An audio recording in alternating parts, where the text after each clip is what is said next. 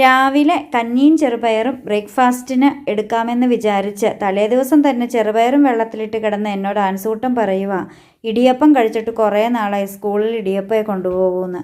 പിന്നെ രാവിലെ എഴുന്നേറ്റ് ഇടിയപ്പം ഉണ്ടാക്കി. കറി എന്തുണ്ടാക്കുമെന്ന് വിചാരിച്ചപ്പോൾ അവിടെ സോയാബോൾ ഇരിപ്പുണ്ടായിരുന്നേ. സോയാബോൾ വെള്ളത്തിലിട്ട് കുതിർത്ത് കഷ്ണങ്ങളാക്കി കഴുകി വാരി കുക്കറിലേക്ക് ഇട്ടു.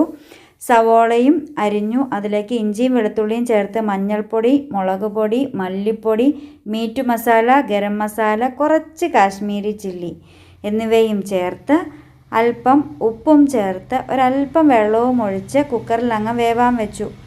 ചട്ടി വെച്ച് എണ്ണയൊഴിച്ച് ചൂടായി കടുകിട്ട് പൊട്ടിച്ച് സവോളയും വഴറ്റി വെന്ത ഈ സോയാബോൾ അതിലേക്ക് ചേർത്ത് വഴറ്റിയെടുത്തപ്പം നല്ല അടിപൊളി ബീഫിനെ തോൽപ്പിക്കുന്ന ഒരു കറിയും റെഡിയായി. അങ്ങനെ ആൻസുകുട്ടൻ്റെ ലഞ്ച് ബോക്സിലേക്ക് നമ്മൾ ഇടിയപ്പവും വെച്ച് കൊടുത്തു, സോയാബോൾ കറിയും വെച്ച് കൊടുത്തു. ആൻസുകുട്ടനും ഹാപ്പി, ഞാനും ഹാപ്പി.